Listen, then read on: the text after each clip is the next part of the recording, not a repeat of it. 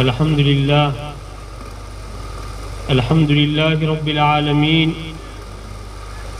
والصلاة والسلام على أشرف الأنبياء والمرسلين وعلى آله وأصحابه ومن تبعهم بإحسان إلى يوم الدين. أما بعد، فأعوذ بالله من الشيطان الرجيم.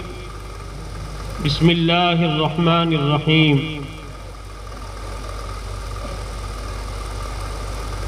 ألا إن أولياء الله لا خوف عليهم ولا هم يحزنون الذين آمنوا وكانوا يتقون لهم البشرى في الحياة الدنيا وفي الآخرة. وقال الله تبارك وتعالى: سيروا في الأرض فانظروا كيف كان عاقبة المكذبين. وقال تعالى: رب اشرح لي صدري ويسر لي أمري واحلل عقدة من لساني يفقهوا قولي. حضرات علماء کرام، بزرگان عظام، بھائیوں اور دوستو، اللہ تبارک و تعالی نے ہمارے اوپر بہت احسان کیا کہ ہمیں ایسے ملک کے اندر پیدا کیا جس کو ہندوستان کہا جاتا ہے، بھارت دیش کہا جاتا ہے، اور ہمارا یہ ملک بڑی سعادت، بڑی فضیلت کا حامل ہے۔ تاریخ کے اوراق گواہ ہے کہ ہندوستان کی سرزمین میں سب سے پہلے نبی تشریف لائے حضرت آدم علی نبینا وعلیہ الصلاۃ والسلام، اور سرزمین ہند میں سب سے پہلے نور محمد صلی اللہ علیہ وآلہ وسلم حضرت آدم علیہ السلام کی پیشانی سے سرزمین ہند میں اس کا ورود مسعود ہوا۔ آسمان سے دنیا کے اندر سب سے پہلی وحی اسی سرزمین ہندوستان کے اندر آئی۔ علامہ سید مناظر احسن گیلانی رحمت اللہ علیہ نے لکھا ہے کہ کعبۃ اللہ شریف کی دیوار کا جنتی پتھر یعنی حجر اسود وہ بھی سب سے پہلے ہندوستان ہی کے اندر آیا۔ اور محدث ہند حضرت شیخ علامہ حبیب الرحمن اعظمی رحمت اللہ علیہ نے لکھا ہے کہ روئے زمین میں سب سے پہلا بیت اللہ شریف کا حاجی یہ بھی ہندوستانی ہے۔ صحابہ کرام رضوان اللہ علیہ مجمعین سے پہلے حضرات انبیاء علیہ السلام کے تعلقات سرزمین ہندوستان سے اور سرزمین گجرات سے وابستہ ہے۔ یہاں تک لکھا ہے کہ آسمانی کتاب تورات، وہ مقدس کتاب، وہ شہادت دیتی ہے کہ مملکت مصر کے سابق فرما روا پیغمبر اسلام حضرت یوسف علی نبینا وعلیہ السلام کے زمانے سے لے کر یورپی سیاح مارکو پولو اور پرتگیز سیاح سن عیسوی 1448 اور واسکو ڈی گاما کے زمانے تک کم و بیش 3500 سال تک عربوں کے تجارتی تعلقات سرزمین گجرات سے وابستہ رہے ہیں۔ گجرات کی خانقاہوں اور مدارس عربیہ میں زمانے کے ایسے باکمال اولیاء کاملین اور فقہا و محدثین کرام کا غلغلہ تھا، جن کی روحانی قال و حال سے نہ صرف ہندوستان بلکہ عرب و عجم، مصر، شام، بغداد، بخارا، عمان، یمن اور شیراز و سمرقند وغیرہ دور دراز ممالک عربیہ سے بلا مبالغہ سینکڑوں کی تعداد میں کشتگان علوم نبوت گجرات میں جمع ہوتے تھے۔ پھر لکھا ہے زائرین کعبہ اور باب مکہ، یہ سورت یہ گجرات کا مشہور شہر، پرانا شہر جو باب مکہ کے نام سے مشہور ہے۔ حضرت علامہ سید سلیمان ندوی رحمت اللہ علیہ نے لکھا ہے کہ صوبہ گجرات کی قدیم بندرگاہ قصبہ راندیر و سورت ایک زمانے سے باب کعبہ کے نام سے مشہور ہے۔ بمبئی کے عروج سے پہلے یہی مقام زائرین کعبہ کی پہلی منزل تھی۔ صرف ہندوستان نہیں بلکہ ترکستان، افغانستان، چین اور روس کے اہل شوق اسی بندرگاہ سورت سے حجاز مقدس کی منزلیں طے کرتے تھے۔ اور کوئی بعید نہیں ہے کہ سرزمین گجرات میں حضرات صحابہ کرام جو حضرت عثمان غنی رضی اللہ تعالیٰ عنہ کے زمانے میں تشریف لائے، بہت ممکن ہے کہ ساحلی علاقے میں کہیں نہ کہیں وہ مقدس ہستیاں آرام فرما ہو۔ سورت کی تاریخ ایسی روشن اور بین تاریخ ہے کہ 84 بندرگاہوں سے سورت کی بندرگاہ وابستہ تھی اور 175 سال تک پورے ہندوستان کی سب سے بڑی بندرگاہ سورت کی بندرگاہ رہی ہے 175 سال تک۔ چائنا سے اگر کسی کو حج کے لیے جانا ہوتا تو اس صورت کے اندر وہ سورت ہی سے جاتا، یہاں تک کہ روس سے اگر کسی کو جانا ہوتا تو اس صورت کے اندر وہ یہیں سے جاتا۔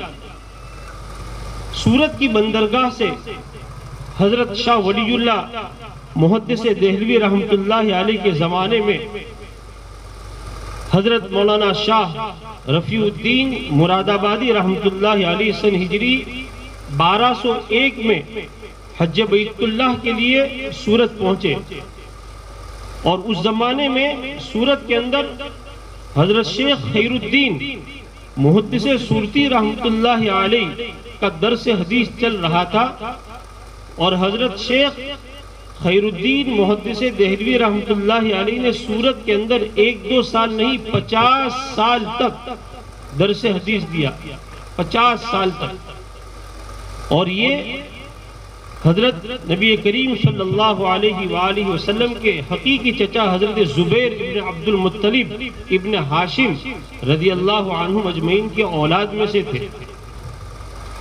تو حضرت مولانا شاہ رفیع الدین مراد آبادی رحمت اللہ علیہ سورت کے اندر آپ کی خدمت میں 2 مہینے تک رکے اور آپ سے علم حاصل کیا، آپ سے حدیث کی سند حاصل کی، اور اس کے بعد پھر آپ دوبارہ یہاں سے تشریف لے گئے۔ یہی حضرت محدث سورتی حضرت مولانا خیر الدین محدث سورتی رحمت اللہ علیہ ان کی جو وفات ہے وہ سن ہجری 1206 کے اندر ہوئی، اور اسی سورت کی زمین کے اوپر آپ مدفون ہیں۔ ہم جس علاقے کے اندر بیٹھے ہیں یہ سامنے چھوٹا ایدروس ہے اور بائیں جانب بڑا ایدروس ہے۔ ایک طرف عیسیٰ جی کی مسجد ہے، اور عیسیٰ جی کی مسجد سے آگے جو گلی بائیں ہاتھ پر مڑتی ہے وہ حضرت مولانا برکت اللہ محدث سورتی رحمت اللہ علیہ کی گلی ہے، جہاں ایک زمانے کے اندر حضرت مولانا برکت اللہ محدث سورتی رحمت اللہ علیہ رہا کرتے تھے، اور یہی وہ حضرت مولانا برکت اللہ سورتی ہے جنہوں نے دارالعلوم اشرفیہ میں سب سے پہلے مدرس اول کے طور پر خدمت دی، جو حضرت حاجی اسماعیل اشرف رحمت اللہ علیہ کا قائم کیا ہوا بہترین ادارہ ہے جس کا فیض آج تک جاری ہے. اور مکہ شریف کے اندر آپ کا وصال ہوا، جمعہ کا دن تھا، وہاں کے علماء اور مشائخ نے آپ کی جنازے کی نماز پڑھی، اور حضرت حاجی امداد اللہ سید الطائفہ اور حضرت مولانا رحمت اللہ کیرانوی رحمت اللہ علیہ ان کے پہلو کے اندر آپ کو دفن کیا گیا. تو یہ گویا کہ ہم حضرت مولانا برکت اللہ محدث صورتی رحمت اللہ علیہ کے پڑوسی ہے، اور ہمارے محلے کے اندر ایک ایسا محدث پیدا ہوا جس کے چرچے مکہ اور مدینہ کے اندر تھے.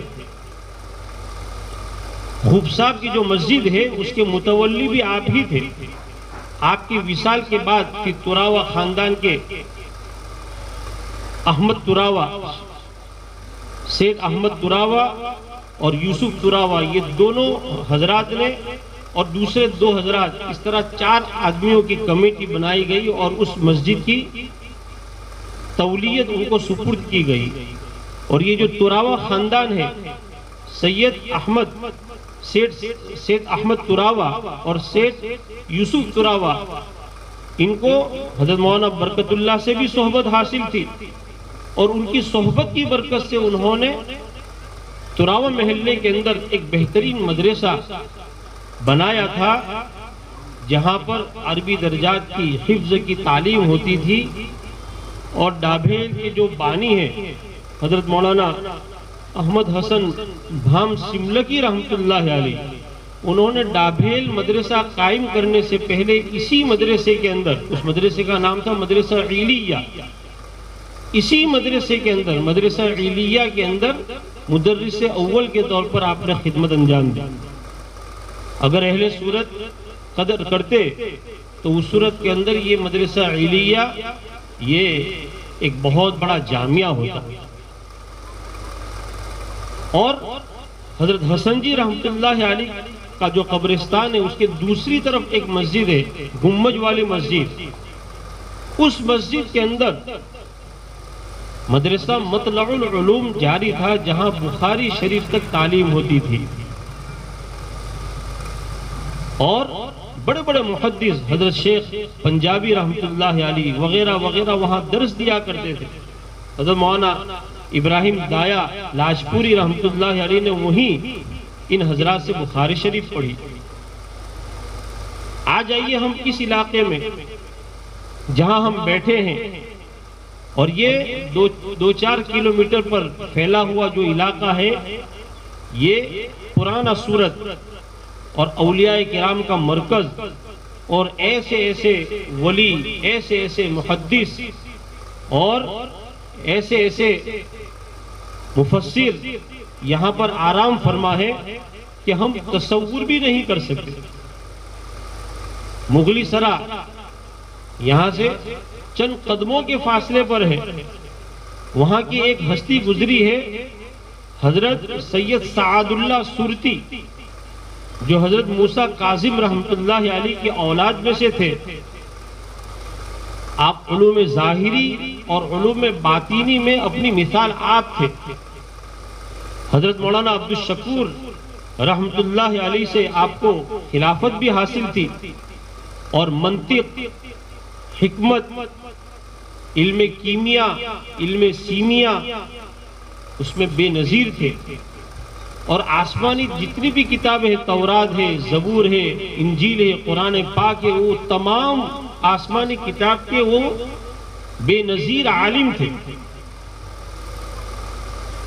آپ کی کتاب رسالہ کشف الحق بھی ہے، اور رسالہ چہل بیت مثنوی بھی ہے، اور رسالہ تحفۃ الرسول بھی ہے.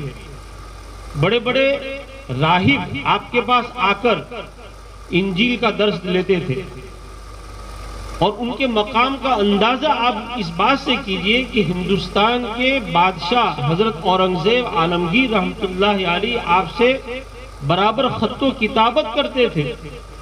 اور جب وہ خط لکھتے تھے حضرت اورنگزیب عالمگیر، تو شروع کے اندر لکھتے تھے سیدی و سندی، میرے آقا اور میری سند. اور اتنی بڑی ہستی اسی مغلی سرا کے اندر، مغلی سرائے کے اندر آرام فرما ہے، اپنے مکان ہی کے اندر ان کی تدفین ہوئی۔ اللہ کرے کہ وہ مزار ہم کو مل جائے تاکہ ان کے مزار پر ہم جا کر فاتحہ پڑھیں۔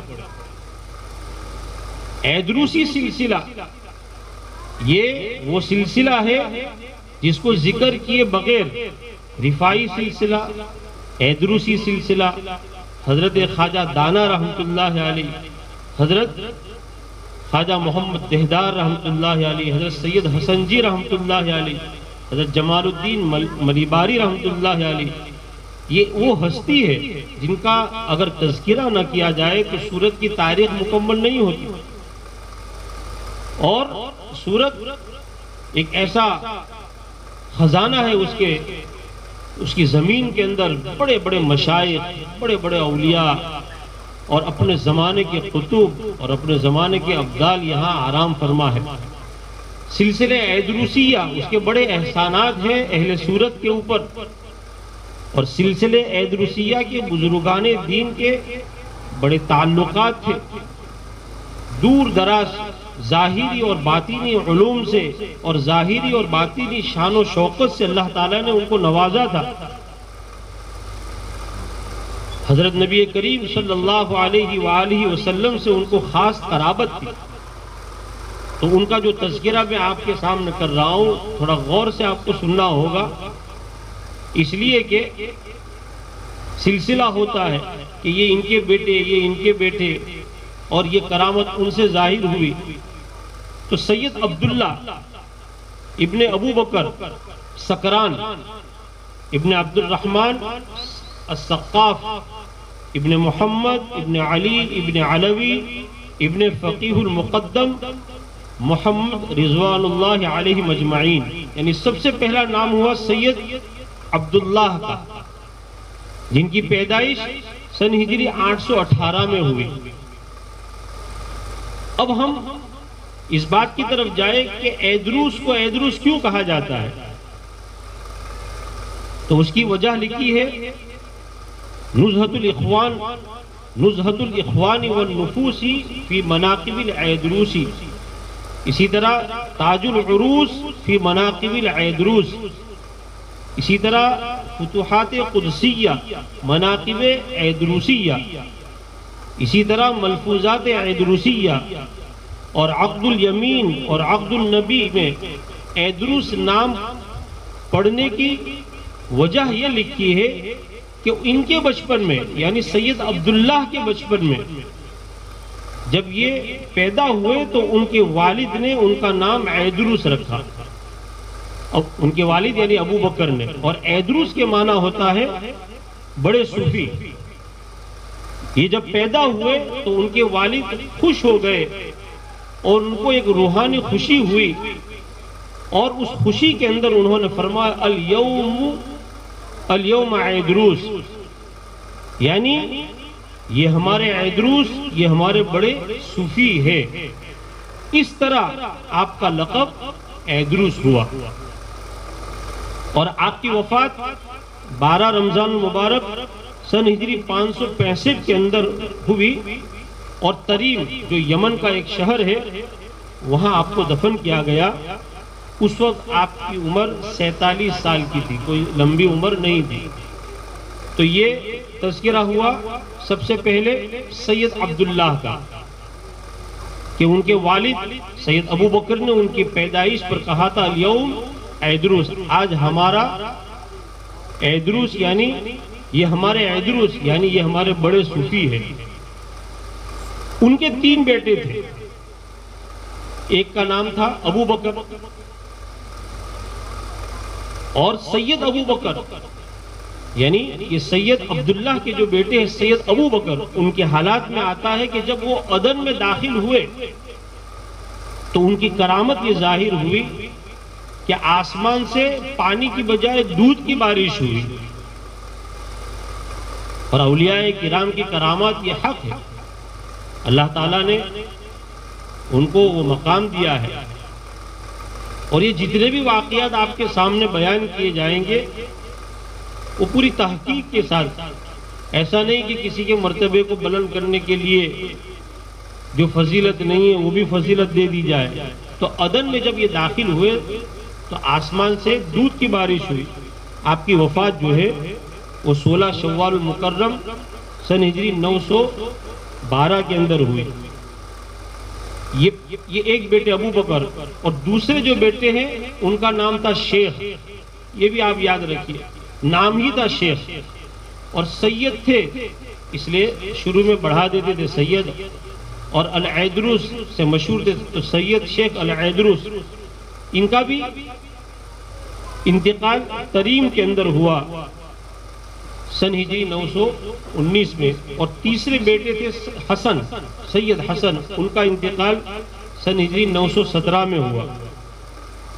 تو یہ جو 3 بیٹے ہیں اس کے اندر جو دوسرے نمبر کے جو بیٹے ہیں جن کا نام شیخ ہے، ان کے ایک بیٹے تھے، ان کا نام تھا عبداللہ، جن کی ولادت سن ہجری 1887 میں ہوئی اور انتقال 14 شعبان سن ہجری 944 میں ہوا. اور یہ بھی تریم کے اندر ان کا انتقال ہوا. اپنے زمانے کے قطب تھے اور اللہ تبارک و تعالیٰ نے ان کو بڑی شہرت دی تھی. اب جو ذکر ہو رہا ہے وہ ذکر ہو رہا ہے شیخ ابن عبداللہ کا. ابھی جو ذکر آیا ان کا نام عبداللہ، تو عبداللہ کے ایک بیٹے انہوں نے اپنے بیٹے کا نام رکھا شیخ. اور یہی وہ شیخ ہے جو سرزمین ہندوستان کے اندر تشریف لائے اور ہندوستان کی زمین میں ایدروسیہ سلسلے کی بنیاد ڈالی. اور اللہ تعالیٰ نے ان کو بڑا اونچا مقام دیا تھا. آپ کی ولادت سن ہجری 919 کے اندر حضر موت یعنی یمن کے شہر تریم میں ہوئی. اور بچپن میں اپنے والد کے ساتھ حج کے لیے آپ تشریف لے گئے اور علوم ظاہری و باطینی آپ نے حاصل کیا. اور صرف 15 سال کی عمر کے اندر آپ نے لکھنا پڑھنا شروع کر دیا تھا. چنانچہ چھوٹی سی عمر میں آپ نے کتابیں لکھی، عقد النبی اور سر المصطفی اور کتاب سراج التوحید، نفائس الانفاس، تحفۃ المریدین، مولد صغیر، شرح نفحات الحکم. اس طرح اور بھی آپ نے کتابیں لکھی. اور سن ہجری 941 کے اندر آپ دوبارہ حج کے لیے تشریف لے گئے اور اس زمانے کی جو سب سے بڑے عالم تھے قدوۃ العلماء حضرت شیخ شہاب الدین احمد ابن محمد، ان سے آپ نے حدیث کی سند حاصل کی. پھر یہی شیخ، نام ہی تھا ان کا شیخ، اور سید، اور ہم اکراماً حضرت سید شیخ العیدروس کہتے ہیں. جب ان کے والد کی وفات سن ہجری 944 میں ہوئی تو وہ وہاں سے ہندوستان تشریف لائے 944 ہجری میں. یہاں آنے کے بعد 956 میں وہ حبشہ تشریف لے گئے دوبارہ، اور وہاں سے جب واپس ہوئے تو واپس وہ سورت کی بندرگاہ میں تشریف لائے. 56 2 سال یہاں رہے اور سن ہجری 958 کے اندر وہ احمد آباد تشریف لے گئے. تو اس زمانے کا جو بادشاہ تھا سلطان محمود ابن لطیف خان، وہ اپنے سارے اراکین کے ساتھ حضرت کے استقبال کے لیے آیا اور وہ آپ کا معتقد ہو گیا کہ آپ کا آنا ہمارے لیے باعث برکت ہے. اور حضرت مفکر اسلام مولانا سید ابو الحسن علی میاں ندوی رحمۃ اللہ علیہ نے لکھا ہے کہ 150 سال میں گجرات کے بادشاہوں نے اسلام کی جو خدمت کی وہ دہلی کے بادشاہ 1000 سال میں بھی نہیں کر سکے. جو بھی اکابر اولیاء آتے ان کا وہ اکرام کرتے تھے. چنانچہ آپ کا بھی اکرام ہوا اور آپ نے وہیں بود و باش اختیار کر لی. اور اسی سال جس سال آپ یہاں تشریف لائے آپ کے یہاں ایک بیٹا پیدا ہوا عبداللہ، اور جب وہ بڑے ہوئے تو آپ نے ان کو خلافت بھی دی. یہ تریم لوٹ گئے اور وہاں انہوں نے 2 مسجد کی تعمیر کی. ایک مسجد کا نام ہے مسجد نور اور ایک مسجد کا نام ہے مسجد ابرار۔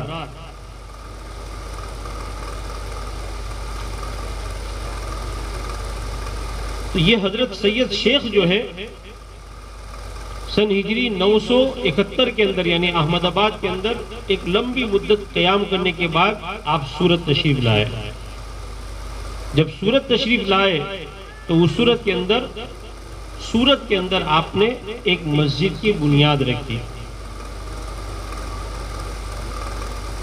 تاریخ کی کتابوں میں لکھا ہے، رسالہ ملفوظات ایدروسیہ کے اندر یہ بات لکھی ہے کہ جس مسجد کی بنیاد آپ نے رکھی، جناب رسالت مآب صلی اللہ علیہ وآلہ وسلم کی نشاندہی کے مطابق اس مسجد کی بنیاد رکھی، یعنی آپ صلی اللہ علیہ وآلہ وسلم نے اپنے مبارک عصے سے، عصائے مبارکہ سے اس مسجد کی بنیاد رکھی۔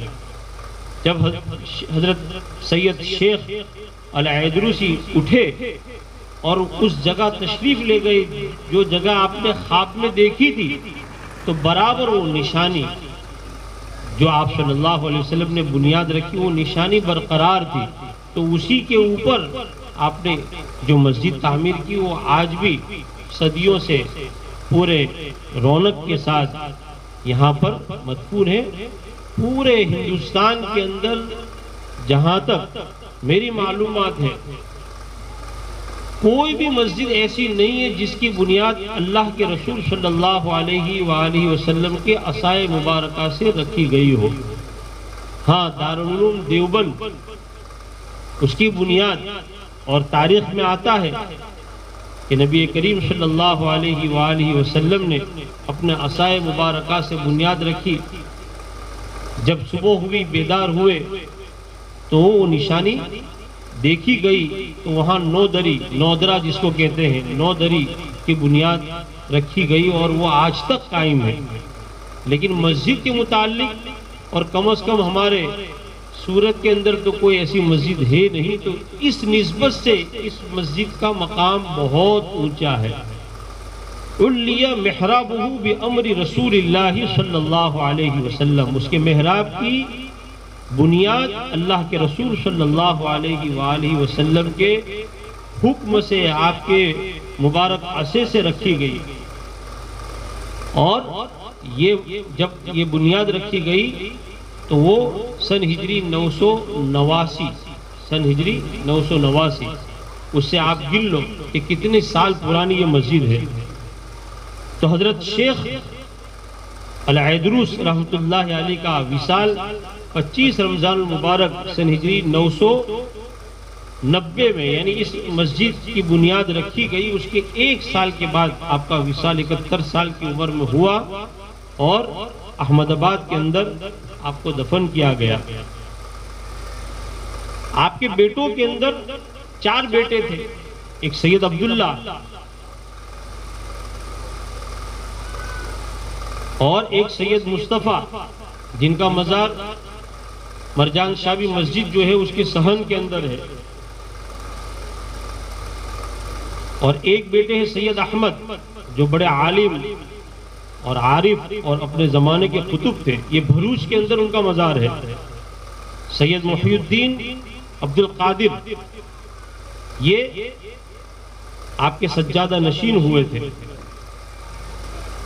انہی کے اندر ایک بزرگ جن کا مزار یہاں پر ہے، ان کا نام ہے شمش الشموش حضرت سید محمد العیدروس رحمت اللہ علیہ۔ ان کی ولادت جو ہے یہ حضرت شیخ کے پوتے ہوتے ہیں، جن کا ابھی تذکرہ ہوا ان کے یہ پوتے ہیں۔ سن ہجری 970 کے اندر ہوئی، اور جب آپ کے دادا کا انتقال ہوا تو اس صورت کے اندر 1022 کے اندر وہ احمد آباد سے سورت تشریف لے آئے، اور یہاں کا جو متصدی تھا، یہاں کا جو نگران تھا، وہ آپ کے استقبال کے لیے سورت سے باہر آیا اور تعظیم کے ساتھ آپ کو سورت شہر کے اندر لے آیا۔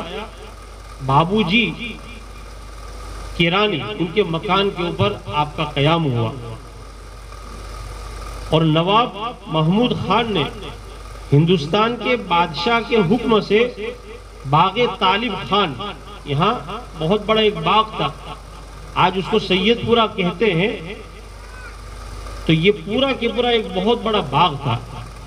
تو اس کی جو آمدنی ہے اس کا آدھا حصہ مسجد کے خرچ کے لیے اور روزے کے خرچ کے لیے، اور دوسرا آدھا حصہ مرجان شامی مسجد کے لیے مقرر کیا تھا.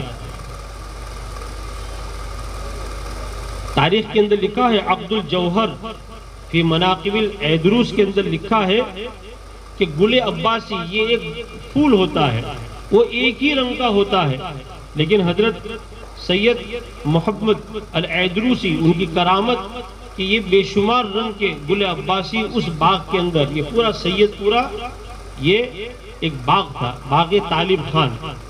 اور میں یہ سمجھتا ہوں کہ سید پورہ کا نام جو سید پورہ ہوا وہ بھی یہ حضرت جو سادات یہاں آئے سلسلہ ایدروسیہ کے، انہی کی طرف منسوب کرتے ہوئے یہ پورے علاقے کو سید پورہ کہا جاتا ہے، اور اس باغ کو آپ کی طرف منسوب کرتے ہوئے باغ سید پورہ کہا جاتا تھا.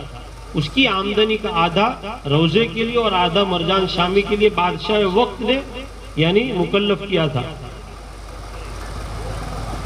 اور آپ کی کرامت کے اندر سے یہ ہے کہ آپ نے اپنے انتقال سے پہلے ہی کہہ دیا تھا کہ میں ذی الحجہ کے مہینے میں انتقال کروں گا.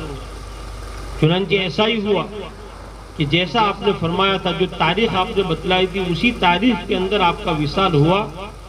اور یہ بڑا ایدروس جو کہا جاتا ہے، جس میں بڑا گنبد ہے، اس میں آپ جاؤ گے تو بیچ کے اندر جو بڑا مزار ہے وہ حضرت سید محمد الایدروس کا ہے. ان کے دائیں جانب مزار ہے وہ حضرت جعفر صادق کا ہے، اور بائیں جانب آپ کے بھتیجے ہیں عمر، ان کا مزار ہے.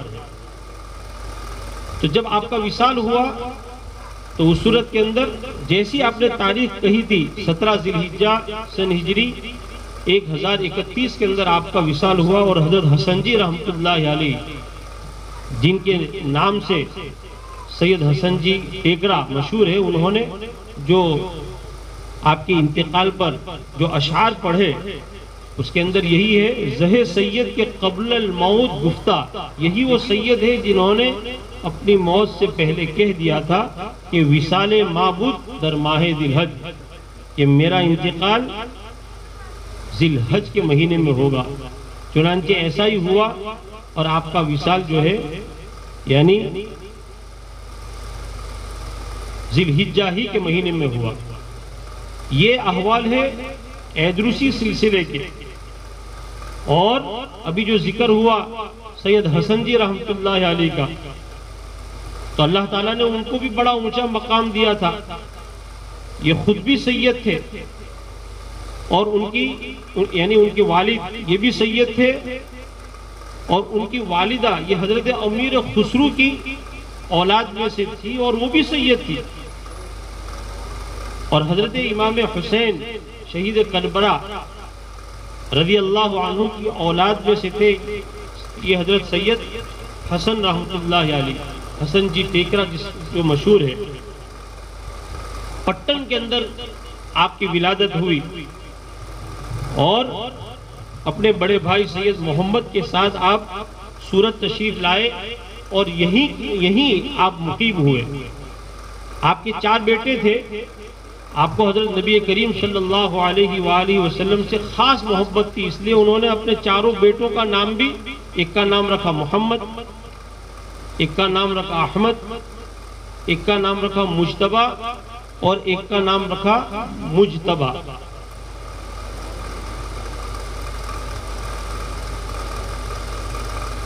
اور برہان پور کے ایک بزرگ تھے شیخ محمد ابن فضل اللہ، جب وہ حج بیت اللہ کے لیے تشریف لے گئے تو آپ ان کے ہاتھ پر بیعت ہوئے اور آپ نے ان کو خلافت بھی دی. جب وہ حج سے دوبارہ تشریف لائے تو وہ ان کو برہان پور لے گئے اور جو کچھ اسباق باقی تھے اس کی تکمیل کی. 94 سال کی عمر آپ نے پائی. بہت اچھے خوش نویش، بہت اچھے کاتب تھے، اور یہی ان کی روزی روٹی تھی. اور آپ کو تعجب ہوگا کہ انہوں نے حضرت نبی کریم صلی اللہ علیہ وآلہ وسلم کی شان میں اور اہل بیت کی شان کے اندر 40,000 اشعار لکھے. 40,000 اشعار. آپ اندازہ کیجئے کہ بھئی اتنے زیادہ اشعار تو وہی لکھ سکتا ہے جو عاشق رسول ہو. اور ان کے سارے اشعار جو انہوں نے 12 ائمہ کی شان میں لکھے، دیگر اکابر کی شان میں لکھے، یہ سارے اشعار کی تعداد اگر ہم گنتے ہیں تو تاریخ میں آتا ہے کہ 1,12,000 اشعار آپ نے لکھے. اس کے اندر آپ کی جو وفات ہوئی وہ 5 ذی قعدہ سن ہجری 1062 کے اندر ہوئی، یعنی آج سے تقریباً 400 سال پہلے. بے نقط آپ صلی اللہ علیہ وسلم کی شان میں بے نقط نظم بھی لکھی ہے. اس کا ایک مصرع ملتا ہے: محمد آمد و اسلام کرد در عالم، علوم آمد ہمراہ ہوں عدل و کرم. اور وہیں پر ایک مزار ہے حضرت سید محمد دہدار رحمت اللہ علیہ کا،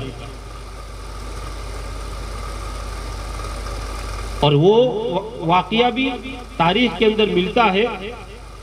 یہ حضرت خواجہ محمد ابن خواجہ محمود دہدار رحمت اللہ علیہ،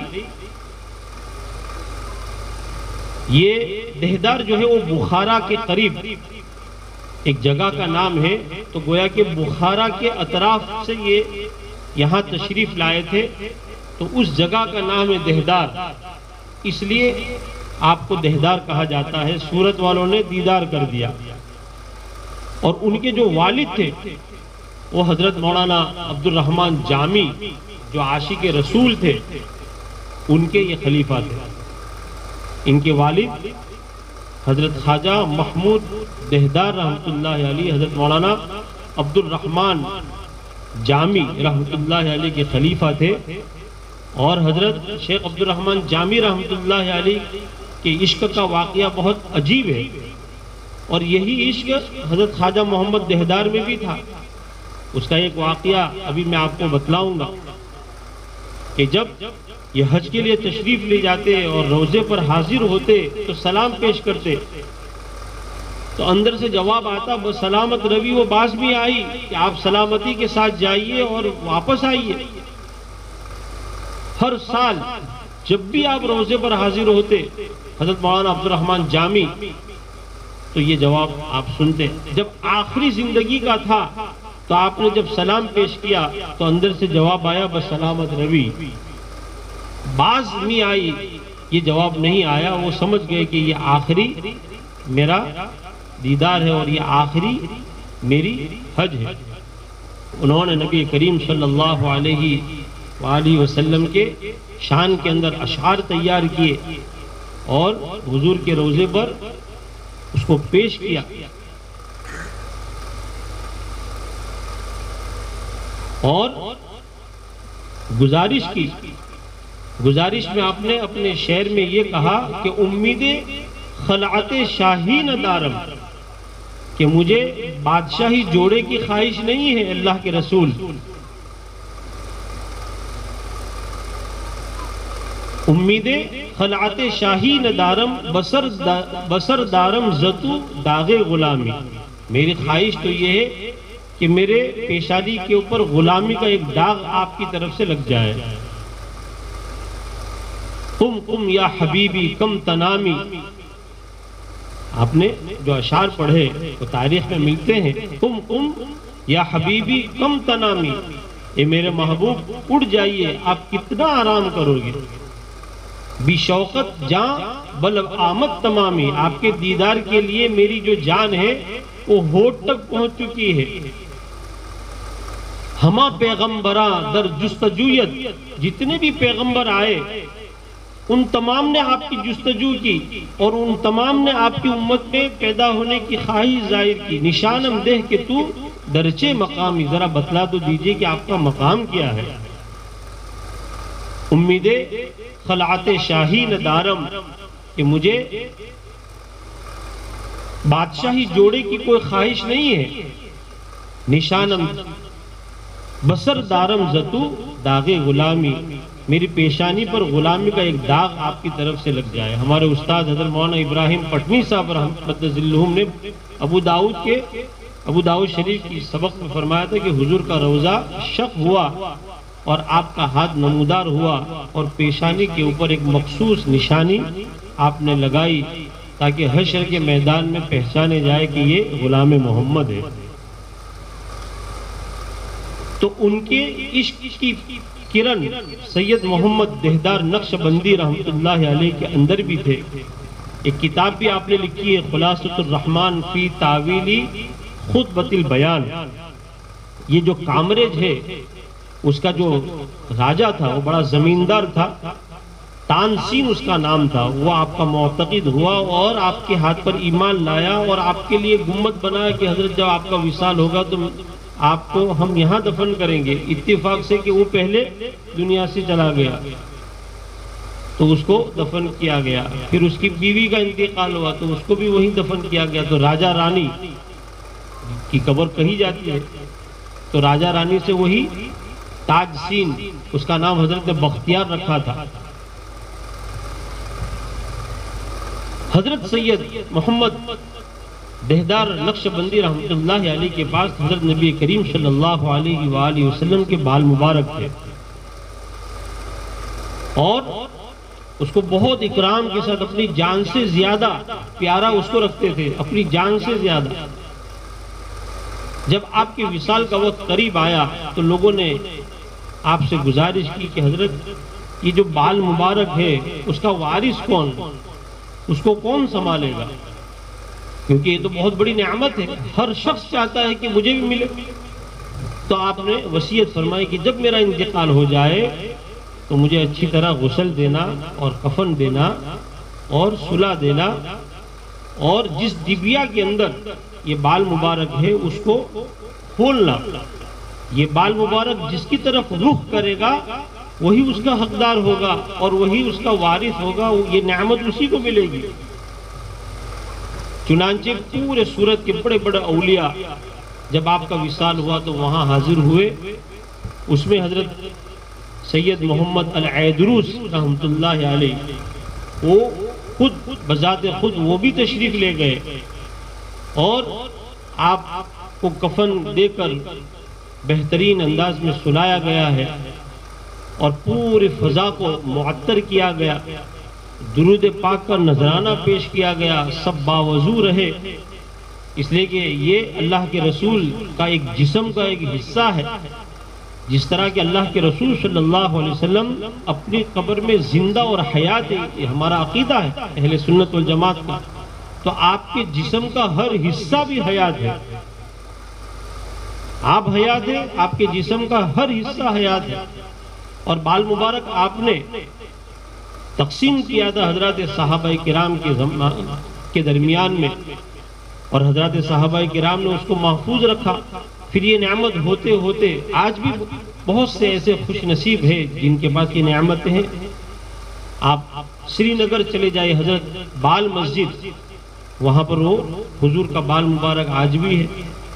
آپ استنبول چلے جائیے اور وہاں کے میوزیم میں جائیے، آج تک نبی پاک صلی اللہ علیہ وسلم کا بال مبارک زندہ ہے۔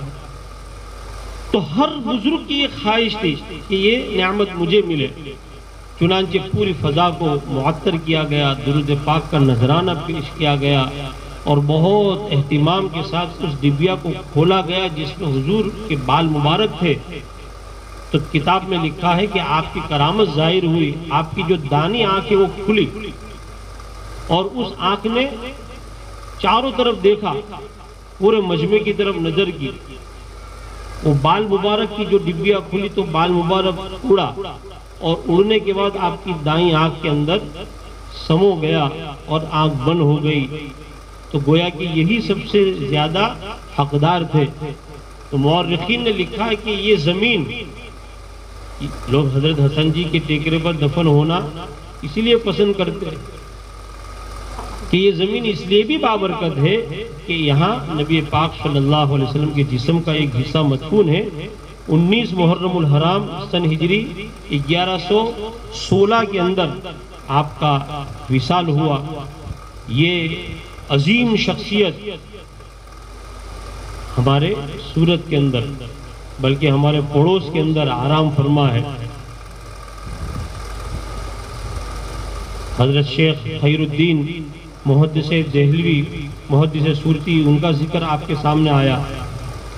حضرت سید عبد الوہاب بخاری جو مخدوم سید یحییٰ ترمذی کی اولاد میں سے تھے، یہ گجرات کے جو بادشاہ تھے بہادر شاہ، ان کے ملازم تھے اور امیر کے رتبے پر تھے، لیکن جب بادشاہ کو شہید کیا گیا تو اس صورت کے اندر انہوں نے سب چیزیں چھوڑ دی اور ذکر اللہ کے اندر مشغول ہو گئے۔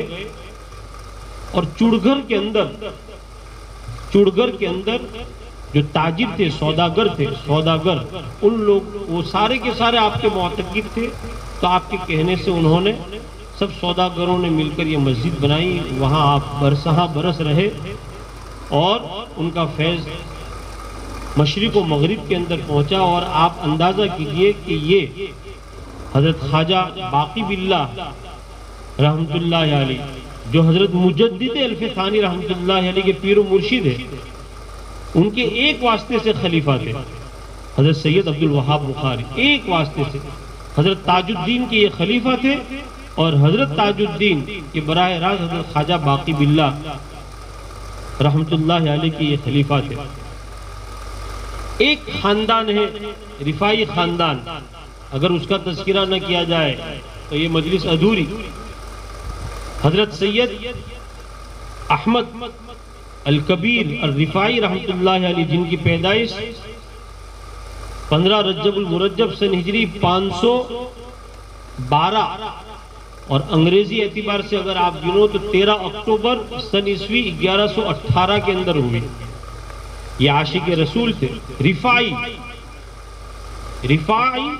یعنی آواز کی بلندی اور عالی مرتبت کہا جاتا ہے۔ تو ان کے سلسلے کے اندر ان کے اکابر کی آواز ایسی بلند تھی کہ دور دور تک پورا مجمع آپ سے فیض حاصل کرتا تھا اور عالی مرتبت تھے، اس لیے رفاعی کہے گئے۔ اور یہ بھی تاریخ کے اندر آتا ہے کہ ان کے سلسلے کے اندر حضرت شاہ محمد رفعت گزرے ہیں، تو ان کی طرف منسوب کرتے ہوئے یہ رفاعی کہے گئے۔ تو حضرت سید احمد الکبیر رفاعی رحمت اللہ علیہ کا اولیاء کرام کے اندر بڑا اونچا مقام ہے۔ روایت میں آتا ہے کہ جب نبی پاک صلی اللہ علیہ وآلہ وسلم کے روضے پر حاضر ہوئے تو انہوں نے بڑے عاشقانہ انداز کے اندر اشعار پڑھے، فی حالت البعد روحی کنت ارسلوها، کہ اللہ کے رسول جب میں دور تھا تو میں اپنی روح کو بھیجتا تھا۔ تقبلت ارضی وہی نائبتی، کہ وہ میری نائب بن کر آتی تھی اور زمین کو بوسہ دے کر چلی جاتی تھی۔ وَهَذِهِ دَوْلَةُ الْأَشْبَاهِ قَدْ حَضَرْتُ، اور یہ عظیم دولت ہے کہ آج میں روزے پر حاضر ہوا ہوں۔ فَمْدُدْ يَمِينَكَ کئی تحظیہ بہا شفتی، آپ سے عاجزانہ درخواست ہے ایک عاشق زار کی، ایک غلام کی، کہ آپ اپنا ہاتھ بڑھائیے تاکہ میں آپ کے دانے ہاتھ پر بوسہ دوں۔ تو تاریخ گواہ ہے 70,000 لوگ اس وقت وہاں موجود تھے۔ پیران پیر رحمت اللہ علیہ، حضرت سیدنا شیخ عبد القادر جیلانی رحمت اللہ علیہ بھی وہاں پر موجود تھے۔ روزہ شق ہوا اور آپ کا دانہ ہاتھ بڑھا اور آپ نے یعنی آپ صلی اللہ علیہ وسلم کے مبارک ہاتھوں کو بوسہ دیا، اور اتنی عظیم دولت سے اللہ نے آپ کو سرفراز کیا کہ تاریخ کے اندر ایسا واقعہ یعنی بہت کم ملتا ہے۔ اور جب یہ نعمت عظمیٰ ان کو ملی تو ان کے دل کے اندر ایک بات پیدا ہوئی کہ کئی اس نعمت عظمیٰ کی وجہ سے میرے اندر بڑائی نہ آ جائے، بزرگی کا شوق نہ آ جائے، تو باب السلام جو ہے جہاں سے جنت البقیع کی طرف جاتے ہیں وہاں آپ سو گئے، اور جو بھی وہاں سے نکلتا اس سے کہتے کہ میرے اوپر پیر رکھ کر پھر جاؤ. اور یہ اس وجہ سے تھا کہ یہ عظیم دولت، عظیم نعمت جو ملی ہے، کہیں اس کی وجہ سے میرے دل کے اندر بڑائی پیدا نہ ہو. اور ظاہری بات ہے کہ اتنی بڑی نعمت یہ ملنا یہ بہت بڑی سعادت. تو یہ رفاعی سلسلے کے اندر حضرت شیخ رفاعی، سیف اللہ رفاعی رحمت اللہ علیہ، ان کا تاریخ کے اندر تذکرہ آتا ہے کہ وہ اشارے غیبی سے احمد آباد سے سورت تشریف لائے. ان کو حکم ہوا کہ آپ جاؤ وہاں. جب آپ سورت تشریف لائے تو جب احمد آباد سے آپ سورت کے لیے نکلے تو آپ کے بے شمار مریدین اور آپ کے چاہنے والے یہ 2-3 میل تک روتے ہوئے آپ کو چھوڑنے کے لیے گئے کہ حضرت اب ہم کو چھوڑ کر جا رہے ہیں. بڑی شہرت تھی آپ کی، بڑی مقبولیت تھی، آپ چاہتے تو وہاں رہ جاتے، لیکن غیبی اشارہ ہوا کہ آپ کا فیض ہم سورت اور راندیر سے چلائیں گے، آپ وہاں جائیے. تو اور آپ کا سفر اونٹنی کے اوپر ہوا. احمد آباد سے اونٹنی کے اوپر سوار ہو کر سورت تشریف لائے سب سے پہلے. تو سورت کے جو مشائخ تھے، علماء تھے، انہوں نے آپ سے گزارش کی کہ حضرت ہماری گزارش یہ کہ آپ راندیر جائیے اور وہاں آپ فیض پھیلائیے. چنانچہ آپ راندیر تشریف لے گئے. جب آپ راندیر تشریف لے گئے تو اس صورت کے اندر راندیر کے اندر پہلے سے ایک بزرگ تھے، ان کا نام تھا شاہ عبد الرحمن شیر میاں، اور ان کے بھی مریدین تھے، ان کا بھی فیض جاری تھا. تو انہوں نے دودھ سے بڑا ہوا پیالہ آپ کے پاس بھیجا. وہ اشارہ تھا کہ یہاں میرا فیض پورے علاقے میں پھیلا ہوا ہے، اور آپ ایسے علاقے میں تشریف لے جائیے جہاں یعنی ضرورت ہے، یہاں تو میرا فیض پھیلا ہوا ہے. تو آپ نے اس دودھ کے اوپر درخت کا ایک پتا رکھ دیا کہ میں آپ کے درمیان میں اس طرح رہوں گا جس طرح کہ یہ پتا ہے، یعنی آپ کو میری طرف سے کوئی حرج نہیں ہوگا. ایک پھول رکھ دیا آپ نے کہ پھول کی طرح میں رہوں گا. اور یہ ایک اندرونی بات تھی جس کو اکابر اور اولیاء ہی سمجھتے ہیں. چنانچہ آپ کو اجازت مل گئی کہ بھئی ٹھیک ہے آپ یہاں رہیے اور پھول کی طرح آپ رہیں گے. تو شیر میاں وہ بھی خوش ہو گئے اور کہا کہ حضرت آپ یہیں رہیے. جب پہلا دن ہوا تو اس صورت کے اندر آپ نے وہاں ایک مسجد ہے میاں کی مسجد جو کمار واڑہ کے اندر ہے، وہاں قیام، کیونکہ اللہ والے جو ہوتے وہ سب سے پہلے مسجد کو تلاش کرتے کہ بھئی ہمارا بسیرا تو مسجد ہے، وہاں رہنا آپ نے پسند کیا. لیکن اس مسجد کے اندر ایک ایسی بات تھی کہ جناتوں کا تسلط تھا. 5 بجے کے بعد مسجد بند، بقیہ جو نماز ہے عصر مغرب عشاء وہاں ہوتی نہیں تھی. لوگوں نے کہا کہ آپ باہر آ جائیے. تو کہا کہ بھئی ہم تو اسی جگہ رہیں گے اور خدا کے حکم سے ہم کو کچھ نہیں ہوگا. تو بستی والوں نے کہا کہ بھئی یہ فقیر ہے، کل مر جائے گا تو کفن کا خرچہ ہمارے ذمہ آئے گا. تو غصے ہو گئے کہ بھئی کفن کا دفن کا یہ سب خرچ کون لائے گا، آپ فقیر آدمی ہیں. تو غصے ہو گئے. لیکن حضرت نے کہا کہ بھئی ہم تو یہیں رہیں گے اور اللہ کے حکم سے ہم کو کچھ بھی نہیں ہوگا. اب پوری رات آپس کے اندر چرچا ہوتا رہا اور ان کو یقین تھا کہ جس طرح اس سے پہلے جو بھی آیا مر گیا ان کا بھی اسی طرح ہوگا. جب صبح ہوئی تو الحمدللہ آپ زندہ تھے. لوگ خوش ہو گئے اور آپ کی کرامت کے قائل ہوئے اور آپ کو پوچھا کہ بھئی حضرت کیا رات کو کوئی تکلیف نہیں ہوئی. اور ان کو خوشی اس بات کی ہوئی کہ کفن دفن کا خرچ جو ہمارے ذمہ آ رہا تھا اس سے ہم بچ گئے. ایک خوشی تو یہ بھی ہوئی کہ بھئی یہ ولی کامل کی کرامت، اور یہ خوشی یہ بھی ہوئی کہ کفن دفن کے خرچ سے ہم بچ گئے. تو حضرت سے پوچھا کہ بھئی رات کو حضرت کچھ نہیں ہوا. تو آپ نے فرمایا کہ بڑی شرارت کی جناتوں نے میں نے ان سے کہا کہ اللہ کی عبادت اور قرآن پاک کی تلاوت کرو۔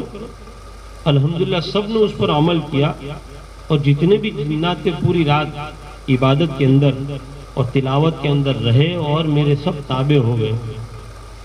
پھر آپ نے فرمایا سبحان اللہ، مدنی تاجدار صلی اللہ علیہ وآلہ وسلم کے غلام ایک امتی، مدنی تاجدار کا ایک غلام ایک امتی جن کے جنات تابعداری کرے تو رحمت عالم صلی اللہ علیہ وآلہ وسلم ان کی تابعداری اگر پوری دنیا کرے تو اس میں کیا بڑی بات ہے۔ اب جب آپ کی کرامت کا چرچا ہوا تو ہندو، پارسی، مسلمان سب آپ کے پاس آتے رہے، اور دھیرے دھیرے بھیڑ ہوتی رہی، مجمع بڑھتا گیا، تو فکر ہوئی سب کو کہ ایک کوشادہ زمین خریدی جائے۔ مسجد سے لگی ہوئی کوشادہ زمین تھی، تو جو زمین کا مالک تھا اس کو بلایا کہ بھئی یہ زمین حضرت کو چاہیے، آپ حضرت کو بیچ دیجئے۔ تو وہ زمین کا جو مالک تھا اس نے کہا کہ اس کا پیسہ کون دے گا؟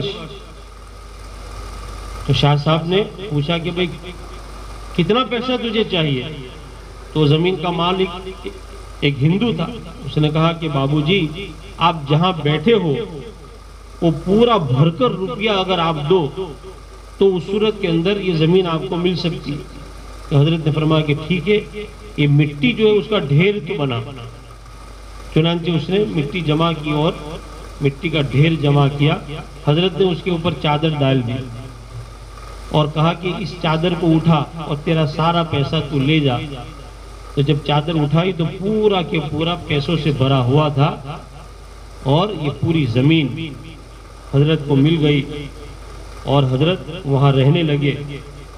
اور آپ کی اس کرامت کو دیکھ کر، آپ کی نیکی کو دیکھ کر، آپ کی دعاؤں کو دیکھ کر راندیر کے 60% پارسی اور ہندو لوگ مسلمان ہوئے۔ یہ پارسیوں کا دارالخلافہ تھا، بہت پرانا۔ سورت کی آبادی اس وقت وجود میں بھی نہیں آئی تھی۔ راندیر حضرت عیسیٰ علیہ السلام کی پیدائش سے 300 یا 500 سال پرانا شہر ہے، اور سورت جو ہے وہ حضرت خواجہ دانا رحمت اللہ علیہ یہ بھی اشارے غیبی سے تشریف لائے، اور جہاں آپ تشریف فرمائے وہ سورت کا گوشہ تھا، کونا۔ تو حضرت کی تشریف آوری کی برکت سے یہ سورت آہستہ آہستہ آباد ہوا، اور راندیر تو حضرت عیسیٰ علیہ السلام سے بھی 500 سال پرانا ہے۔ تو سب سے پہلے یہ بزرگ ہے رفاعی خاندان کے جو وہاں گئے، اور وہاں کے سارے لوگ تقریباً 60-70% لوگ آپ کے ہاتھ پر ایمان لائے۔ میں اپنی بات کو ختم کر رہا ہوں۔ آپ کی کرامتوں میں سے ہے کہ ایک مرتبہ حجام وہ آپ کے بال کاٹ رہا تھا کہ اچانک آپ نے اس سے شیشہ مانگا، اور جیسے ہی آپ نے شیشہ دیکھا اس کو دے دیا، اور فوراً اٹھ کر یعنی سارا کام چھوڑ کر، آپ بال کٹوا رہے تھے وہ بھی چھوڑ دیا اور اپنے خاص کمرے میں چلے گئے۔ اور تھوڑی دیر کے بعد آپ آئے تو آپ کا دانا ہاتھ پانی سے بھیگا ہوا تھا، اور آپ کے کندھے کے اوپر کیچڑ لگا ہوا تھا، اور آ کر واپس بیٹھ گئے، اور آپ اپنے بال یا چہرہ جو بنا رہے دوبارہ شروع کیا۔ اس کو ہمت نہیں ہوئی کہ وہ پوچھے کہ حضرت آپ یہ کہاں گئے، اور یہ پانی کہاں سے لگا، یہ کیچڑ کہاں سے لگا، اس کو ہمت نہیں ہوئی۔ لیکن وہ یہ سمجھ گیا کہ کچھ نہ کچھ ہوا ہے، اب پوچھے کس کو۔ 15-20 دن کے بعد ایک قافلہ جس کے اندر مالم فیملی بھی تھی وہ آیا۔ یہ سفر حج سے واپس آ رہے تھے، اور ان کا جو جہاز ہے وہ سمندر کے اندر اس کی طغیانی کے اندر ڈاماڈول ہونے لگا، اور وہاں جو سوار تھے وہ سب کلمہ پڑھنے لگے، اور اپنے بچوں کے ساتھ بھیٹ بھیٹ کر رونے لگے کہ یہ آخری ملاقات، یہ ہماری کشتی ڈوبی، یہ ہمارا جہاز ڈوبا۔ تو اس کشتی کے جو ناخدا تھے وہ حضرت کے مرید تھے، ان کا نام تھا شیخ محمد معلم۔ انہوں نے سب کو جمع کیا اور کہا کہ دیکھو، ہم حضرت سید سیف اللہ رفاعی رحمۃ اللہ علیہ کے واسطے سے اللہ کے دربار میں دعا کریں، اور آپ لوگ یہ نظر مانو کہ اگر ہم صحیح سالم پہنچ گئے تو اتنا نذرانہ حضرت کی خدمت میں پیش کریں گے، اب مرتا کیا نہ کرتا۔ چنانچہ انہوں نے بڑے بڑے نذرانے کی نیت کی کہ اتنا نذرانہ ہم حضرت کو دیں گے، یوں بھی مرنے والے ہیں، اور حضرت کے واسطے سے اللہ کے حضور دعا کی۔ اللہ کا کرنا کہ لوگوں نے اپنی آنکھوں سے دیکھا کہ حضرت سمندر کے اندر تشریف لائے اور اپنا دانا ہاتھ اس جہاز کے نیچے ڈالا اور کندھے سے اس کو اٹھایا اور پھر غائب ہو گئے۔ تو لوگوں نے دیکھا کہ سارا رخ ہی بدل گیا اور طوفان بھی ختم ہو گیا اور جہاز بھی بالکل اطمینان کے ساتھ اپنی روانی کے ساتھ چلنے لگا۔ 15-20 دن کے بعد جب یہ لوگ پہنچے تو اس صورت کے اندر لوگوں کے درمیان میں یہ چرچا ہوئی کہ یہ دراصل حضرت کی یہ کرامت تھی، اور حضرت نے یعنی ہمارے اوپر احسان کیا۔ دیکھو، کرامات الاولیاء یہ حق، اولیاء کرام کی کرامات یہ حق۔ پیران پیر غوث العظم سیدنا حضرت شیخ عبدالقادر جیلانی رحمۃ اللہ علیہ وہ دسترخوان پر کھانا تناول فرما رہے تھے، ایک عورت آئی، اس نے دیکھا کہ میرا بیٹا تو بالکل دبلا پتلا ہو گیا، اور جب حضرت کو دیکھا تو حضرت کا دسترخوان بالکل سجا ہوا مرغ و مسلم ہے۔ تو کہنے لگی کہ حضرت میرا بیٹا دال روٹی کھائے اور آپ مرغ و مسلم۔ تو وہاں جو مرغیوں کی ہڈیاں پڑی تھی، آپ نے ان ہڈیوں کو کہا قم باذن اللہ، اللہ کے حکم سے کھڑی ہو جا۔ تو مرغی زندہ ہو کر کھڑی ہو گئی اور پھڑ پھڑانے لگی۔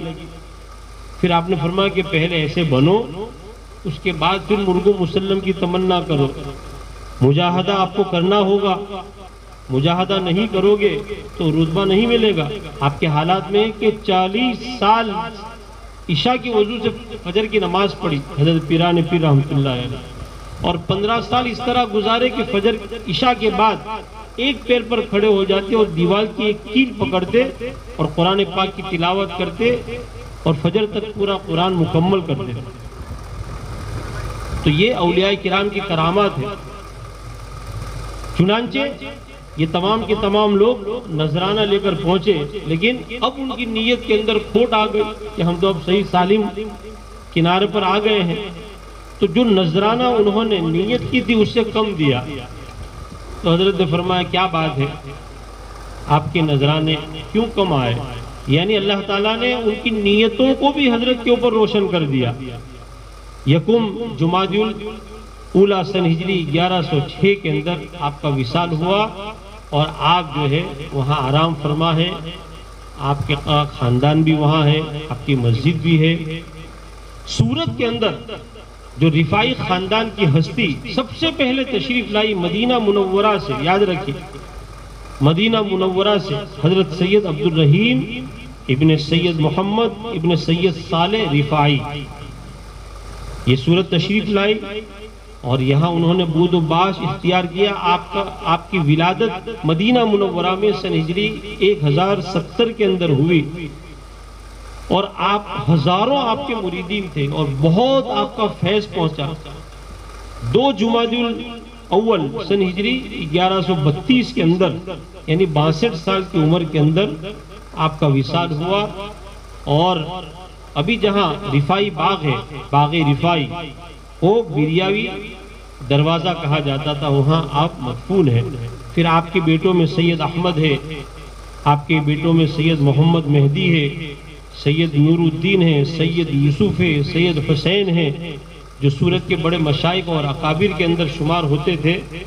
تو یہ ذکر ہے رفاعی خاندان کا، آج بھی الحمدللہ سلسلہ جاری ہے۔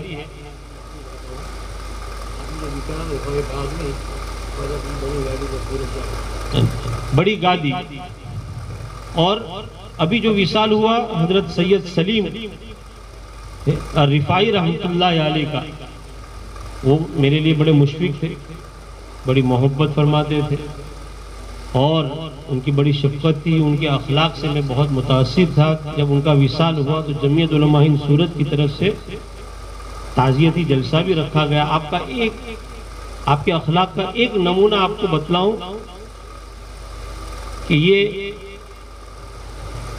عیسیٰ کی مسجد سے ذرا آگے سر جے کا جو گراؤنڈ ہے، وہاں ہم نے ایک پروگرام رکھنا طے کیا تھا، اور میں حضرت کے پاس گیا کہ ہمارا پروگرام میں حضرت نے تاریخ لکھ دی۔ اتفاق ایسا ہوا کہ وہ پروگرام کینسل ہوا، اور حضرت کو میں اطلاع دینا بھول گیا۔ بھئی اطلاع تو دینی چاہیے نا، اور حضرت کو یہ معلوم تھا کہ یہ پروگرام ہے، چنانچہ اور بھی سب ادھر ادھر کے پروگرام ان کے ہوتے تھے، ان کو آگے پیچھے کر کے بالکل تیار ہو کر حضرت اس جگہ پر آئے، اور وہاں دیکھا تو ایک بھی آدمی نہیں۔ اب ظاہری بات ہے کہ یعنی اتنا بڑا آدمی اپنے سارے پروگرام کو آگے پیچھے کر کے آئے گا تو بشری تقاضا ہے، غصہ بھی آئے گا۔ مجھے فون کیا، میں نے کہا کہ حضرت معاف کرنا، یہ پروگرام کینسل ہوا اور میں آپ کو اطلاع دینا بھول گیا، اور جس کو میں نے کہا تھا وہ بھی بھول گیا۔ کہا کہ ایسی کوئی بات نہیں، جب دوسرا پروگرام ہوگا اس میں آؤں گا۔ اور جب دوسرا پروگرام ہوا میں نے دعوت دی، فوراً آیا، اور زندگی پر کبھی ایک مرتبہ بھی اس کا تذکرہ بھی نہیں کیا کہ آپ نے مجھ کو بلایا تھا، اور خواہ کے لیے دوسرا کوئی ہوتا تو اس صورت کے اندر کبھی دوسری مرتبہ ہمارے پروگرام میں بھی نہیں آتا، اور ملاقات میں سب سے پہلے وہ ڈانٹتا کہ بھائی اس سے بہتر ہے کہ تم مجھے نہ بلاؤ۔ تو یہ ان کے اخلاق ہے، یہ سلسلے کی برکت ہے۔ اب یہ بار بار جو تذکرہ آتا ہے مرجان شامی، مرجان شامی، مرجان شامی، اس کو بڑی شہرت ہے، اور یہاں پر ایک بہترین مزار ہے، یہ خواجہ سفر سلمان، ان کو سلیمانی بھی کہا جاتا ہے، عرف کے اندر یہ خداوند خان سے مشہور ہے۔ سن ہجری 966 کے اندر یہ خداوند خان رومی آپ کو سلطان محمود دوم نے، جو احمد آباد کے بادشاہ تھے، گجرات کے بادشاہ تھے، گجرات کے بادشاہ نے 184 سال تک بڑی شان اور شوکت کے ساتھ حکومت کی، اور 14 بادشاہ گزرے۔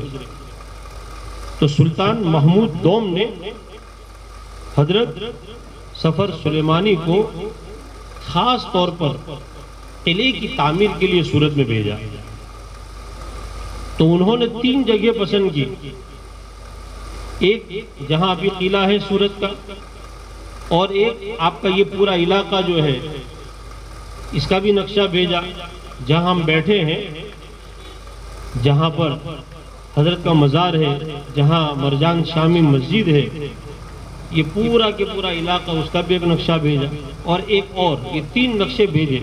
سلطان محمود دوم نے ندی کا کنارہ تھا اس لیے اس کو پسند کیا، اور اللہ کا نام لے کر انہوں نے قلعہ جب شروع کیا تو پرتگیز حکومت کے سپاہی انہوں نے گولہ باری شروع کی، لیکن یہ بڑے ہمت والے تھے خداوند خان،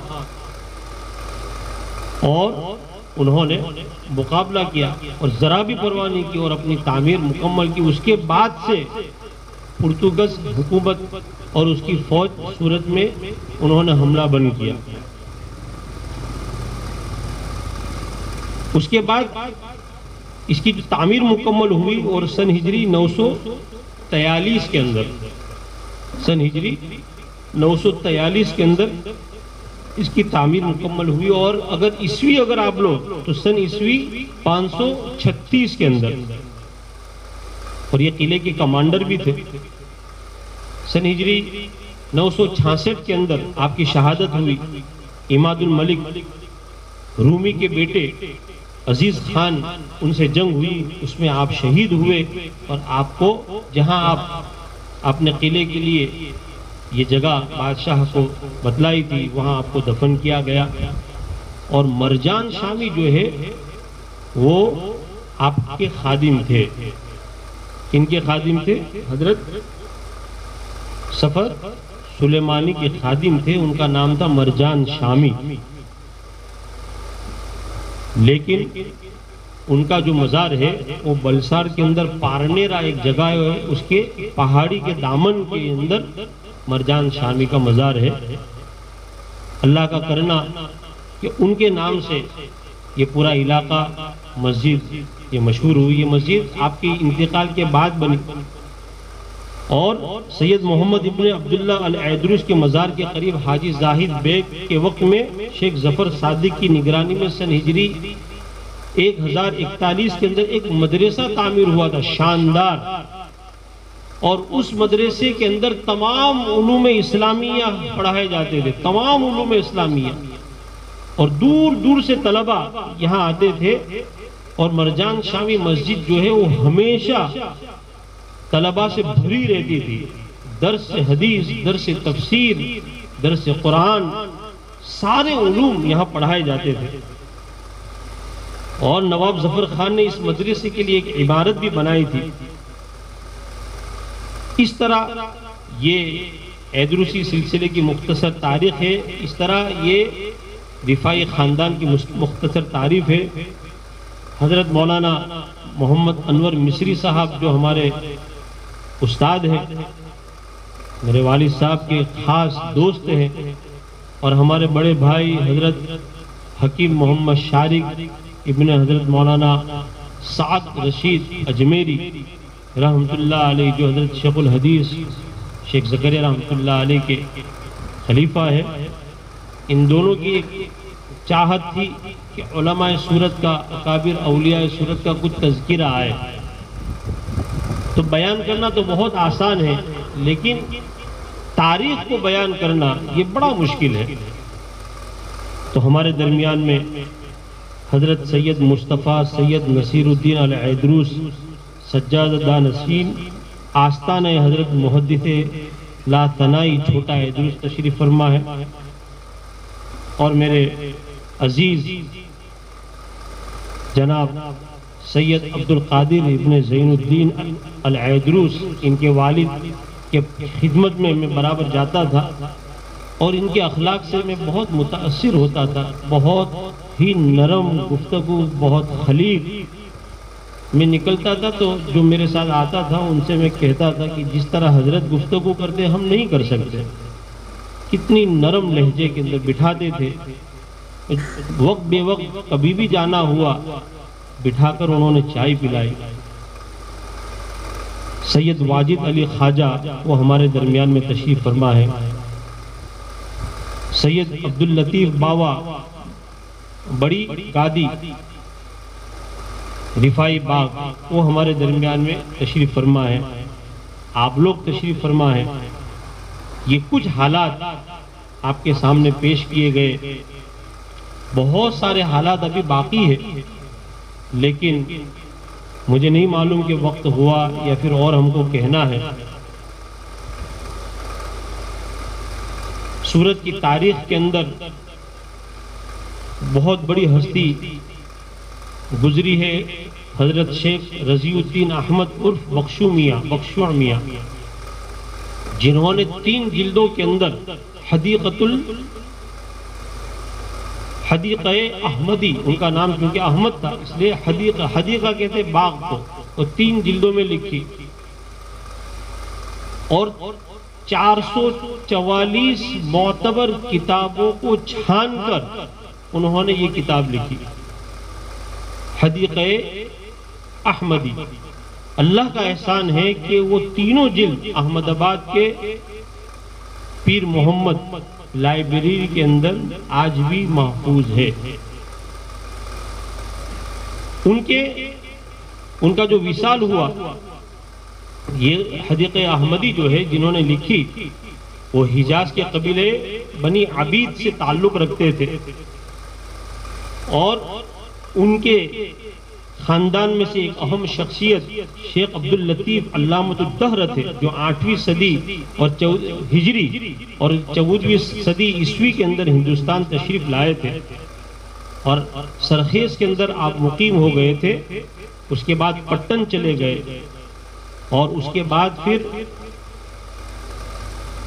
ان کے خاندان میں سے شیخ صفی جو سیف خان سے مشہور تھے، وہ شاہ جہاں کے دور میں سورت تشریف لائے اور یہاں کے وہ متصدی یعنی نگران اور حاکم بنے۔ یہ شیخ رضی الدین یہ انگریزی حکومت کے یعنی عدالت کے وہ جج تھے، اور ان کی ایک شاخ باڈولی میں تھی۔ صرف 45 سال کی عمر میں آپ کا وصال ہوا، صرف 45 سال باڈولی ہی میں، اور پھر آپ کی میت کو لایا گیا اور مرجان شامی کے اندر آپ کو دفن کیا گیا 2 شوال المکرم سن ہجری 1225 کے اندر۔ آپ کے دادا جو تھے وہ شیخ بہادر، ان کے سرہانے پر، اور شیخ بہادر وہ بھی مرجان شامی ہی کے اندر دفن ہے۔ وہ سلسلے قادریہ کے اندر حضرت مولانا غلام علی شاہ کے خلیفہ مولانا کرم اللہ کے ہاتھ پر انہوں نے بیعت کی تھی۔ اور ان کے ایک بیٹے تھے شیخ بہادر عرف شیخو میاں، تو شیخو میاں نے ان کے والد کی جو کتاب تھی حدیقت احمدی، اس میں سے چھانٹ کر سورت کے اولیاء کا تذکرہ جمع کیا، اس کا نام رکھا صلحائے سورت، گلدستہ صلحائے سورت، سورت کے نیک لوگوں کا گلدستہ، اور تاریخی نام اس کا ہے حقیقت السورت جو فارسی کے اندر ہے۔ اور بڑی محنت کے ساتھ انہوں نے، یعنی وہ گائیکواڑ کی حکومت میں بڑے عہدے پر تھے 17 سال تک، اور انگریزی حکومت کے اندر وہ 17 سال تک حکومت پر تھے، اور ان کا جب وصال ہوا تو وہ بھی یہی دفن ہے۔ اور ان کے والد شیخ محمود، اور انہی کے خاندان میں سے ہے حضرت شیخ حامد، یہ بڑے عالم اور فاضل تھے، اور علم کے اندر ان کو بڑی دلچسپی تھی۔ رسالہ حامدیہ انہوں نے تصوف میں لکھا بھی ہے۔ 7 ان کے پاس جہاز تھے بڑے بڑے، اور 20,000 کتابیں انہوں نے جمع کی تھی، 20,000 کتابیں۔ اب اندازہ کیجئے کہ اتنی زیادہ کتابیں وہی شخص جمع کر سکتا ہے جس کو علم کا شوق ہو۔ یہ جو تاریخ آپ کے سامنے بیان کی گئی، یہ بالکل مختصر ہے۔ ابھی بے شمار بزرگان دین کے احوال باقی رہ گئے۔ حضرت خواجہ دانا رحمت اللہ علیہ، ان کے احوال باقی رہ گئے ہیں۔ حضرت جمال الدین ملیباری، آپ تشریف لے جائیے، ان کے حالات کو دیکھیے۔ ان کے حالات میں ہے کہ نبی کریم صلی اللہ علیہ وسلم کے اشارے سے آپ ملیبار کیرلا تشریف لے گئے اور اسلام کی دعوت آپ نے دی۔ آپ بیت اللہ تھے، حرمین میں تھے، وہاں اللہ کے رسول کا اشارہ ہوا کہ آپ ملیبار جاؤ، ملبار جس کو کہتے ہیں، ملباری۔ تو وہاں کا جو بادشاہ تھا وہ آپ کے ساتھ جنگ کرنے کے لیے آیا، آپ اور آپ کے مریدین، اور ایک طرف بادشاہ کا پورا لشکر۔ تو آپ کی کرامات کا نزول ہوا اور بادشاہ کا لشکر گھٹنوں تک زمین میں دھس گیا۔ اس نے خوشامد کی، آپ نے معاف کر دیا، تو لشکر دوبارہ نکل آیا، اور پورا لشکر اور بادشاہ وقت آپ کے ہاتھ پر ایمان لے آیا۔ اس لیے اب وہاں دیکھو گے مسلمانوں کی تعداد۔ پھر آپ سفر کرتے ہوئے جب سورت آئے تو وہ جو تالاب ہے، گوپی تالاب، جو ایک برہمن کا بنایا ہوا ہے، اس کا وہ تالاب کا کنارہ آپ کو پسند آیا، تو آپ نے وہی بود و باش اختیار کی، مسجد کی تعمیر کی، اور پھر وہیں رہے، اور وہیں آپ کا وصال ہوا، اور وہیں آج وہ مدفون ہے۔ آپ کے وصال کے بعد آپ کی مزار کے جو مجاور تھے، سید، ان کا نام تھا حضرت شیخ حسین الدین رحمت اللہ علیہ۔ تو اس زمانے میں جو مجاور ہوتے تھے وہ آج کی طرح کے مجاور نہیں ہوتے تھے، بلکہ بادشاہ وقت طے کرتے تھے۔ جو نیک پارسا متقی ہو اس کو مجاور بنایا جاتا تھا، ایرے گیرے خطو نیرے کو نہیں۔ جن کا کام کمانا ہو، جو بے پردگی کے ساتھ عورتوں کے درمیان میں بیٹھتا ہو اور بجائے رائے حق پر لانے کے غلط راستے بتلاتا ہو، ایسے نہیں ہوتے۔ تو حضرت شیخ حسین الدین کے احوال میں آتا ہے کہ 40 سال تک آپ نے عشاء کے وضو سے فجر کی نماز ادا کی۔ اب اندازہ کیجیے، ہم امام اعظم ابو حنیفہ رحمۃ اللہ علیہ کے احوال میں پڑھتے ہیں، پیران پیر رحمۃ اللہ علیہ کے احوال میں پڑھتے ہیں کہ انہوں نے 40 سال عشاء کے وضو سے فجر کی نماز پڑھی۔ یہ تو سورت کے بزرگ، ہمارے سورت کے یہ بزرگ گزرے ہیں جنہوں نے 40 سال عشاء کے وضو سے فجر کی نماز ادا کی۔ اللہ تبارک و تعالی ہم تمام کا جمع ہونا، مل بیٹھنا قبول فرمائے، ذریعہ نجات ذخیر آخرت بنائے۔ اولیاء کرام کی ارواح یہ یقیناً خوش ہوگی، اور اگر اللہ چاہے تو ان کی ارواح سے فیض ملتا ہے، اللہ کے حکم کے اوپر ہے۔ ان کے واسطے سے دعا آپ مانگ سکتے ہیں۔ یہ جو تصور کیا جاتا ہے کہ دیوبندی حضرات اولیاء کرام کو نہیں مانتے، ایسا نہیں ہے۔ یہ تمام کے تمام سلسلے چشتیہ سے، سلسلے نقش بندیہ سے جڑے ہوئے ہیں، اور یہ جو مزار ہے، آپ ہمارے بڑے بھائی سید عبد القادر سے پوچھئے کہ ایدروس کے اندر برابر میری حاضری ہوتی ہے، اور پھر اس مسجد کے اندر جس کی بنیاد اللہ کے رسول صلی اللہ علیہ وسلم نے رکھی، وہاں چند رکعت پڑھتا ہوں۔ یہ جو نشست ہے یہ گویا کہ ایک آغاز ہے، بسم اللہ ہے۔ حضرت مولانا محمد انور مصری صاحب، ان کی ایک فکر تھی کہ بھئی یہ حالات آئے۔ حضرت عیسیٰ جی کی مسجد کے اندر سید حسن جو بہت بڑے قاری تھے اور بخارا کے رہنے والے تھے، ان کا عرف میر صاحب تھا۔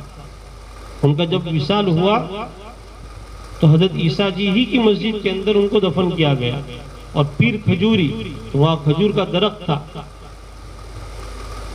اور انہوں نے مسجد کی تعمیر کی، اور سامنے ان کا مزار ہے۔ آپ یہاں دیکھ لیجئے ملا مسجد، یہاں بھی مزار موجود ہے۔ تھوڑا آگے جائیے، ملا ہاشم اور روشن ضمیر خوب صاحب، یہ بھی بہت بڑے عالم تھے، ظاہری اور باطینی علوم ظاہر میں بھی بڑے خوبصورت تھے۔ ان کا نام تھا غلام محمد، لیکن وہ بہت خوبصورت تھے، اس لیے خوب ان کو کہا جاتا تھا، خوب صحافی سے مشہور ہو گئے۔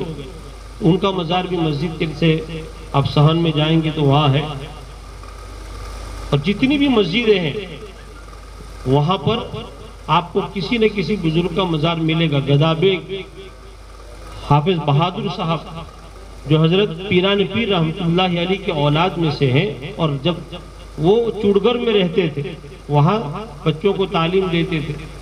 رامپورہ والوں کی گزارش پر وہ رامپورہ آئے، اور رامپورہ کا پانی نمکین تھا، میٹھا نہیں تھا۔ جب حضرت رامپورہ تشریف لائے سوداگر وار کو چھوڑ کر، تو حضرت نے بور کروایا تو میٹھا پانی نکلا۔ اس کے بعد پھر پورے رامپورہ کے اندر میٹھا پانی، اور آج تک میٹھا پانی ہے۔ بڑا فیض ان سے پہنچا۔ یوں ہے حافظ بہادر، لیکن اپنے زمانے کے علامہ تھے، اپنے زمانے کے بڑے محدث تھے، بڑے مفسر تھے، ان کے درس ہوتے تھے، اور بڑے بڑے شاگرد ان کی خدمت میں حاضر ہوتے تھے، اور ظاہری و باطینی علوم سے اللہ تعالیٰ نے ان کو نوازا تھا۔ پورے سورت کے اندر ان کا ایک بڑا مقام تھا، اور حضرت پیران پیر رحمۃ اللہ علیہ کی اولاد میں سے بے شمار اولیاء کرام کا تذکرہ باقی رہ گیا۔ آئندہ اللہ تعالیٰ نے توفیق دی اور اس طرح کی مجلس ہوئی تو انشاءاللہ تعالیٰ اور اولیاء کرام کا تذکرہ بھی، اور ابھی جو تذکرے بیان کیے گئے ان کو بھی تھوڑا ڈیپ میں جا کر، گہرائی میں جا کر انشاءاللہ تعالیٰ بیان کیا جائے گا۔ وآخر دعوانا الحمدللہ رب العالمین۔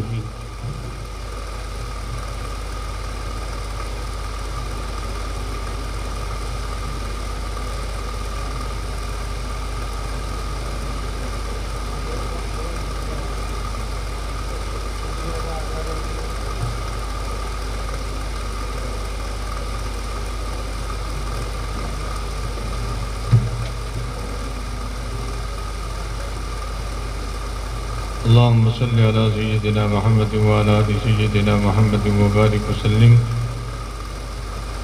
ربنا آتنا في الدنيا حسنة وفي الآخرة حسنة وقنا عذاب النار. اللہ ہم سب کا جمع ہونا قبول فرما. اللہ اس حاضری کو قبول فرما. ہمیں اپنے اولیاء سے صحیح محبت نصیب فرما. ان کے اوصاف کو اپنی زندگیوں میں لانے کی اللہ ہم سب کو توفیق عطا فرما. اور یا اللہ ہماری اللہ کے حبیب علیہ السلام نے جو خیر کی لائن سے دعا مانگی اس میں ہم سب کا حصہ نصیب فرما. جن شرور سے اللہ کے حبیب علیہ السلام نے پناہ چاہیے ہم سب کو پناہ نصیب فرما. ہماری جائز مقاصد اور حسنہ کو پورا فرما. ہماری دعاؤں کو محض اپنے فضل و کرم سے محمد رسول اللہ صلی اللہ علیہ وسلم کے صدقے دوحیل میں قبول فرما. صلی اللہ تعالیٰ علی خیر خلق محمد و علی آلہ و اصحابہ اجمعین برحمتہ.